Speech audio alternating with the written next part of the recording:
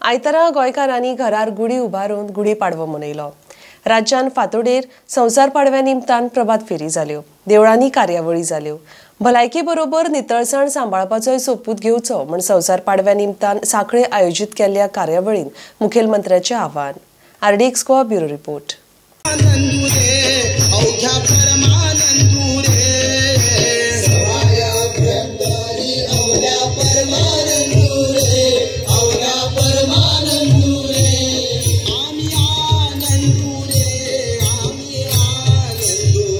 राधाकृष्ण मुरलीधर शुभेच्छा देतो। येथे नवीन वर्ष सर्वांना सुखाचं, समृद्धीचं आणि भरभराटीचं प्लस आरोग्यदायी जावं। या नववर्ष समिती जेव्हा आपण नववर्ष मनवतो त्याचा उद्देश एवढाच की आपलं जे भारतीय नववर्ष आहे चैत्र महिन्यापासून सुरू होणारं हे नवीन मुलांना समजावं आणि या नवीन मुलांना आपली संस्कृती समजावं यासाठी आहे आणि हासाठीच हा अभ्यास आहे, यासाठी हा प्रयत्न आहे। आपण जसं म्हणतोय की नववर्षाचं महत्त्व का किंवा पूर्ण वर्षाचं महत्त्व का, आपण तो आहार घेतोय, आपण तो विहार घेतोय, या सगळ्यांच्या वरती आपलं आरोग्य हे पूर्णतः डिपेंडेंट असतंय। नववर्षाची सुरुवात जशी आपण गुढी उभारून करतोय त्याचप्रमाणे नववर्षाची सुरुवात आपण कडुलिंबाची चटणी घेऊनही करतोय। ही कडुलिंबाची चटणी आपण सर्वांनी आताच आपल्याला देण्यात आली। ते का? कारण प्रत्येकाचं महत्त्व हे त्यामध्ये सांगितलेले आहे। आरोग्यासाठी आरोग्यदायी असणारी ही आलेली आहे, तेही तेवढंच आरोग्यासाठी महत्त्वाचं आहे। कारण बरेच लोक आपण कडू खाणं विसरलेलो आहोत। आपल्याला जिभेसाठी काय हवं आहे तेच आपण काय खात असतो, आपल्या आरोग्यासाठी काय पाहिजे त्याची आपण चिंता करत नाही आहोत। म्हणजे पंचमहाभूतापासून तयार झालेले शरीर, पृथ्वी, आग, तेज, जल आणि आयुष, जल आणि आकाश, पंचमहाभूतातून तयार झालेले सर्व म्हणजे खाण्याचे पदार्थ हे जर आपण त्या योग्य प्रमाणात आणि योग्य वेळी योग्य मात्रेत जर घेतलं तरच त्याचा आपल्याला फायदा होऊ शकतोय।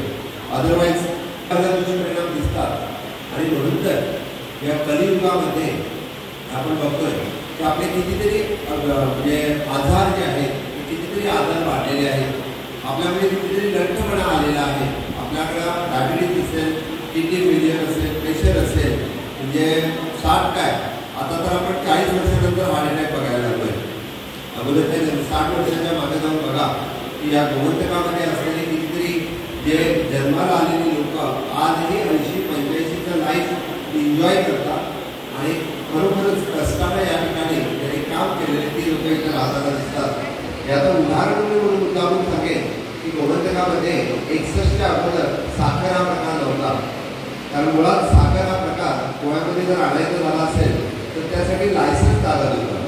त्यामुळे लोक साखर खातच नव्हते, म्हणजे कोणतरी फक्त गूळ हे वापरत होते।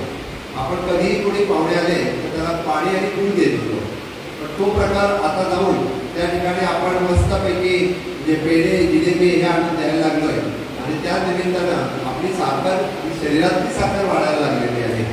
जसं ती शरीरातली साखर वाढते त्यामुळे आपल्याला इतर आजार हे खूप मोठ्या प्रमाणात व्हायला लागलेले आहेत। मला वाटतं प्रत्येकाने नववर्षाच्या निमित्ताने काहीतरी संकल्प करावा आणि तो संकल्प करणे हा फार गरजेचा असतो।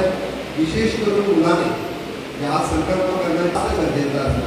आपण सर्वजण संकल्प हा आपल्या एकदा म्हणजे आपल्या परीक्षेच्या बाबतीत करतोय की एवढे मार्क आपण काढणार आहोत।